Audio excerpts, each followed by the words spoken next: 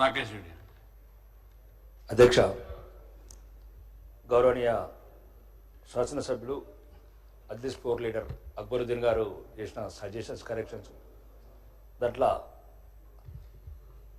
గౌరవనీయ మంత్రుల్లో ఒక మంచి విషయం ఉంది అధ్యక్ష. ఇది ఒక్కదానికే కాదు, ఇప్పుడు అక్బరుద్దీన్ గారు అన్న దాంట్లో మేడలు, లగ్జరీ కార్లు, 5 బైకులు ఉన్న వాళ్లకు విదేశీయాలకు వెళ్ళడానికి 20 లక్షలు రుణాలు ఇచ్చారన్న అధ్యక్ష. ఎకనామికల్ బ్యాక్వర్డ్ దాంట్లో ఒక పదం వాడాడు అధ్యక్ష, చాలా బాగుంది అది. ఉన్నవాడు పేదవాడిగా డిక్లేర్ చేసుకుంటే మిగతా పేదవాళ్ళకు అన్యాయం జరుగుతుంది అధ్యక్ష. ఈ సభ మొత్తం వినాల్సింది పదం.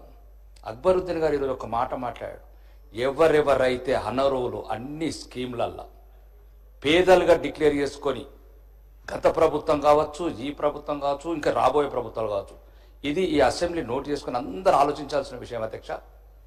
నిజంగా అధ్యక్ష, ఇప్పటికి కూడా 21 లక్షల ఇల్లు లేవు అధ్యక్ష. ఈ ఉన్నవాళ్ళు పేదవాళ్ళుగా డిక్లేర్ చేసుకోవడం వల్ల వచ్చిన సమస్య.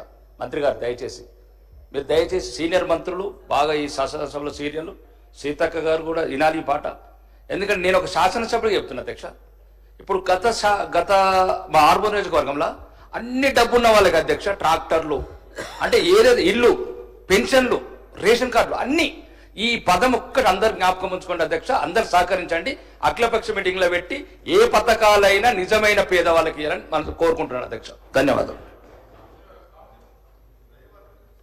సాంబశివరావు గారు. అధ్యక్ష, థ్యాంక్ యూ.